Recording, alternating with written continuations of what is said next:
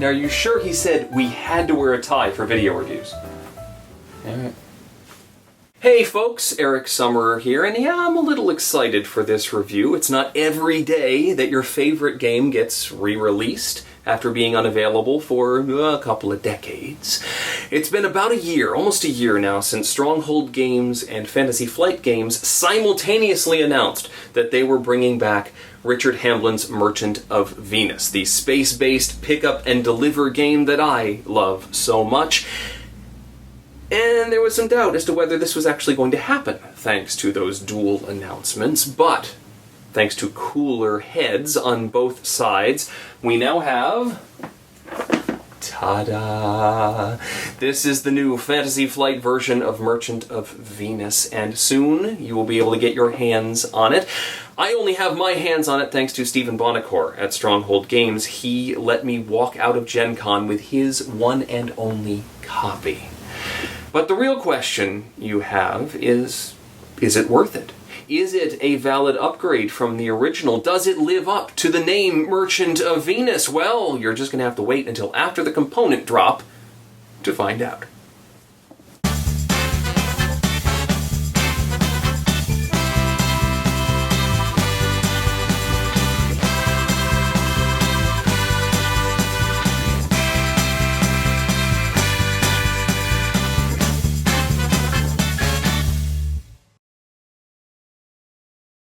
This new version of Merchant of Venus actually includes two versions of the game. One side of the board is for playing Fantasy Flight's new implementation of Merchant of Venus, and the other is for playing the classic game, which very closely parallels the original 1988 release.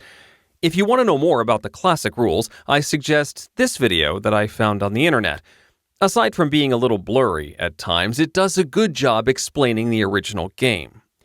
There are a few differences between the original and this new classic version, however, and I want to touch on those first before moving on to the new rule set. First, the 14 cultures have been renumbered. Rather than doubling up some of the numbers, 9A and 9B, for example, the cultures are now numbered 1 through 14. Each good delivers to the next 4 or 5 numbers in sequence as displayed on the goods token.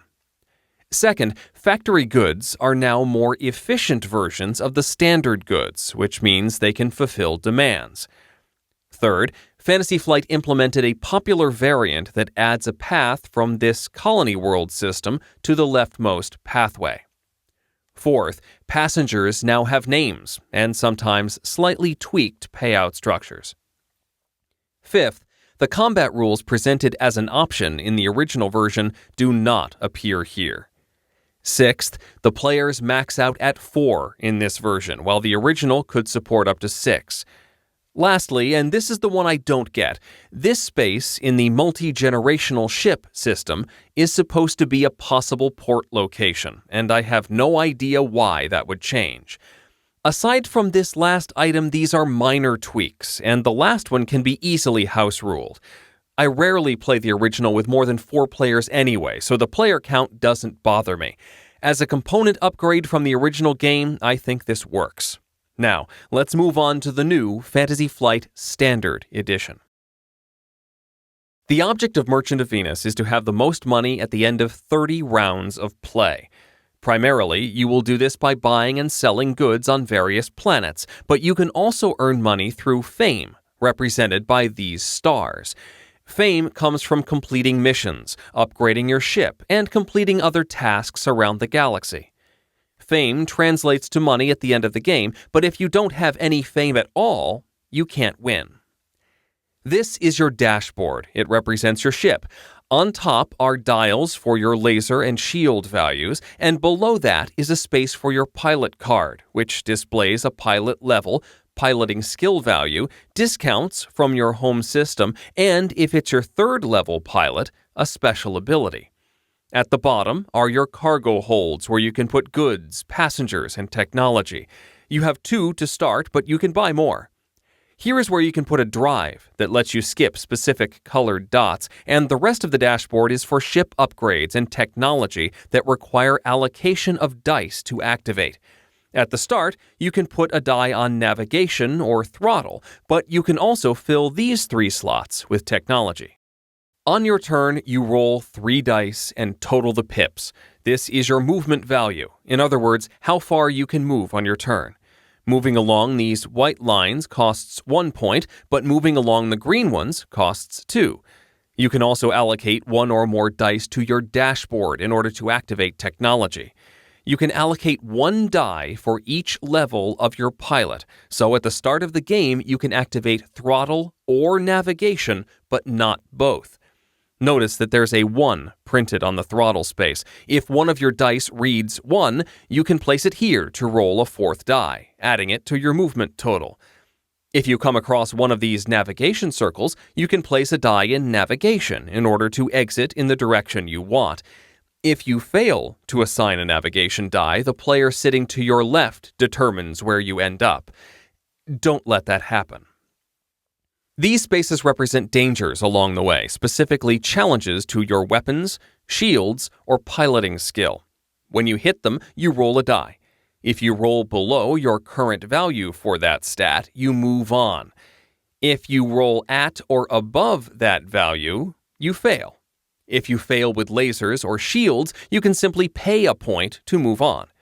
If your pilot can't cut it, however, you're forced to stop. These spaces represent encounters. When you hit them, you draw a card from this deck and do what it says. The encounter may offer a beneficial event for you, force you to carry out a hazard check, bring out a space-warping telegate, or even reveal a nasty band of pirates who want to steal your goods. Speaking of goods, you'll find them at these 14 cultures around the board. They're all numbered 1 through 14, and a good purchased at one culture will sell to the next 4 or 5 planets in sequence. The trick is that you don't know where any of the cultures are at the start of the game. If you're the first one to land at a culture's planet, you're rewarded with an IOU, sort of a gift card that can only be used at that culture. Unlike the classic game, you can carry over unused balances on the IOUs, but any cash still on the IOUs does not count toward victory at the end of the game. Another benefit of First Contact is that you get an additional set of buy and sell actions on the turn you find that culture. Ordinarily, on the first turn you spend at a planet city, you can only buy 1 thing and sell 1 thing. Any city floating in space, however, waives that restriction. In addition to goods, each culture sells 1 bit of racial technology. Some of these will plug into those upgrade slots on your dashboard. Some require cargo space, and others simply sit to the side. All offer some sort of in-game or end-game benefit. All cultures also sell 2 bits of basic tech, like lasers, shields, cargo holds, or drives. If you're lucky enough to find your home system, you get a discount on everything that culture sells, which may mean you get stuff for free. Each good has 3 possible prices on it. When you sell goods, you look at the market token on the purchasing planet. If the arrow is green, you get the higher number, red, the lower. This symbol means not only that you get the middle price, but when it's revealed, the culture may produce one of its goods, if there are any off the board. At the end of your turn in which you sell something, the token goes to the bottom of the stack, revealing a new market token. You can also make money as a taxi driver. On odd-numbered rounds, a passenger will appear on the board, wanting to go from one culture to another. If you have the space and the inclination, you can get them there for some quick cash. The drill symbols on the even-numbered rounds refer to a specific racial technology called license to drill. If you have this tech, you drop a drill marker on every asteroid you pass on your merry way. At the start of every even round, you collect these tokens, earning 10 credits for each. I mentioned missions as a way to earn fame. You start the game with 1 mission, but you can purchase a second mission card slot at the galactic base. Missions usually want you to visit a specific location and complete a task. If you succeed, you'll score the fame for that card at the end of the game. You also draw a new mission to replace the old one, and you get to draw a trophy from this deck. Fans of the original looking for cool relics like the Jumpstart and Mulligan gear, this is where you find them. Some of these trophies can be traded in immediately for cash. Those unwanted cards go up for sale at the Galactic Base. One more thing you can do at Galactic Base: upgrade your pilot to level 2 for 60 credits. If you want to get to level 3, however, you need to visit your home culture and pay 60 credits. It's worth it. Last but not least is the ability to purchase spaceports. If you do so, you now have a location for unlimited buys and sells at that culture, and you earn a 10 credit commission on every purchase made there. Unlike the original, this actually comes right out of the pocket of the player doing business at your port. If it's you, though, the 10 credits come from the bank. The other benefit of spaceports is that they count as 200 credits toward your total cash at the end of the game, no matter what you actually paid for them. And that's basically it. Find cultures, deliver goods, complete missions, and stay away from the pirates. At the end of 30 rounds, you turn your fame into money, usually 10 credits for each fame point, but some technologies can change that, and whoever has the most money wins. So, what's the final verdict? Well, I think in just about every way, this is a success for Fantasy Flight. Yes, it is a different game from the original Merchant of Venus, but that's a good thing. If it were too similar to the original, what would be the point of having both versions in the box? Stuff I really like. These little ships. This little ship has an arrow on the base that tells you where your ship is going. I think they're cool. They're a relatively basic design, but they work well. They tell you where your ship is going to go. I set my heading at the beginning of the turn. I turn it around. Neat. The typical Fantasy Flight component quality. This is a heavy box. Thick counters, certainly an upgrade from the original. I like how your player races matter. If you are the Kossith or the humans, you have special abilities that sort of lead to certain strategies. You get free stuff at your planets if you have a high enough level pilot, and that can really push you in one direction. So that actually makes a difference whether you find your home planet early or late in the game. It's a big deal. I like how each planet has its own racial technology. In the original, you've got some planets that are primitives. They don't have a whole lot. They've got some pretty nice goods, but not a whole lot in terms of technology. Now, every planet has something worthwhile that you may want to purchase. I like that, and I like how those technologies can stack together and work together to help you out in your strategy. I like the dashboard and the allocation of your dice as you're triggering various technologies on your ship. In the original game, it was possible for someone to get a whole lot of really great relics and just sail to victory based on the fact that they got lucky finding stuff in the asteroid field. But in this version, you have to really decide whether I'm going to spend a die on navigation or spend a die on throttle. And if I'm going through the cloud, I need that nav die. I am not going to get the extra movement that I would love to get. I like how you can upgrade your ship. There's no more give and take in the sense that if you want a whole lot of cargo space, you can't go very fast. If you want to spend the money on cargo space, you can. If you want to spend the money on lots of lasers, lots of shields, to make it easier to move around, you can. But if you spend less, then it's a little more risky moving around space, which has always been a theme of Merchant of Venus. I mentioned the relics, somebody getting lucky, finding stuff. The really good relics are more merit-based. If you want those, you have to complete missions, which means you sort of have to go out of your way and maybe do things that aren't part of your path. But the reward is that you might get some of that really good equipment and technology. I like that, and there's more of it in this version of the game. I like the way the IOUs and first contact phase is handled in this new version.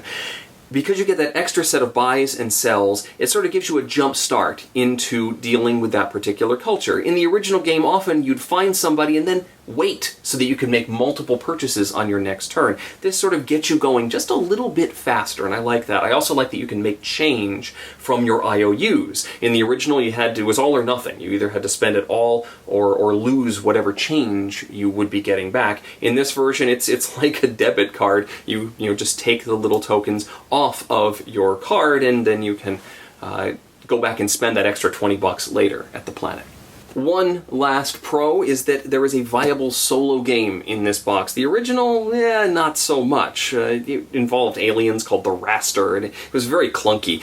This has a system wherein you put these challenge cards along the side of the board on that turn track. And every few turns or so, one of these is going to become active. These challenges are a little bit out of your way, stuff like going through telegates multiple times on your turn, or going through 4 nav circles on your turn. Difficult stuff to do, maybe going out of your way from your normal trade routes. If you don't complete the cards and they become active, however, they start costing you money, and there's some sort of negative effect that comes into play. The object, of course, is to get rid of all 5 of these challenges before the 30 turns are up, or before you run out of money. It's difficult, it's a challenge, and I find it exciting. However, not everything is sunshine and rainbows in this box.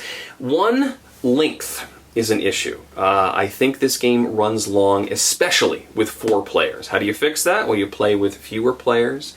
You could play to fewer turns. You could just become more familiar with the game and move things along more quickly. But right now, 4-player games are running for me 4.5, 5 hours, and that's a little much for this game. A game to 2,000 credits in the original would probably take maybe 2 to 3 hours if I was moving with experienced players. So right now my recommendation is play with fewer, maybe play to 25 turns, 26 turns. There is a set of rules in here for a light speed variant where you essentially start halfway through the game and you start with some planets already discovered, you start with more money, and that will certainly get you through the game a lot faster.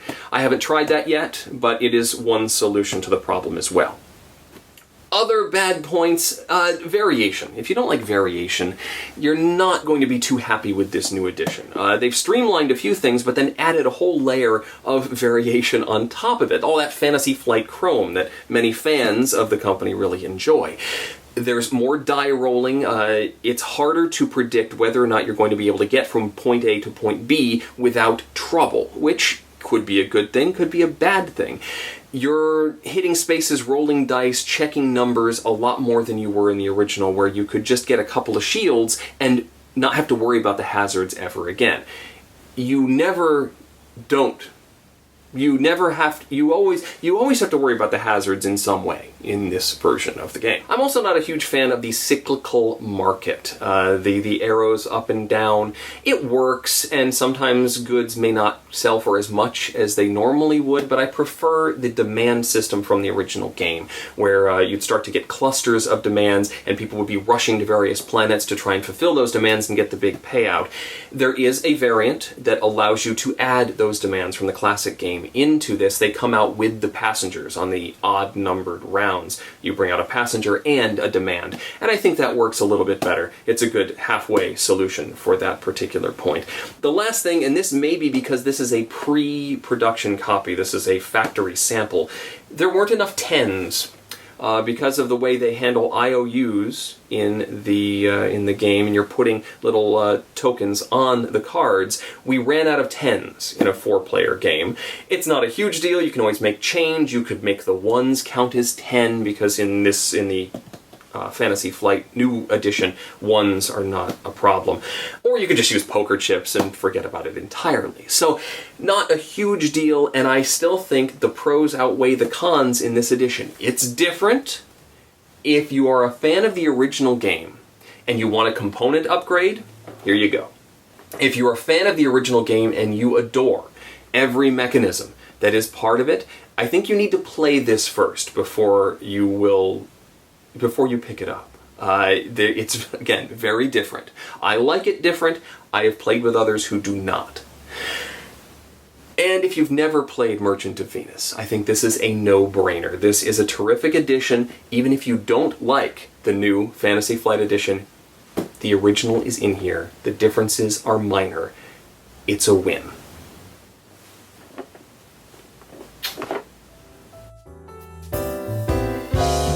Thanks for watching our review today. For more information about board games, as well as the #1 board game audio podcast, check out Dicetower.com for reviews, interviews, and more. I'm Eric Summerer, and you've been watching The Dice Tower.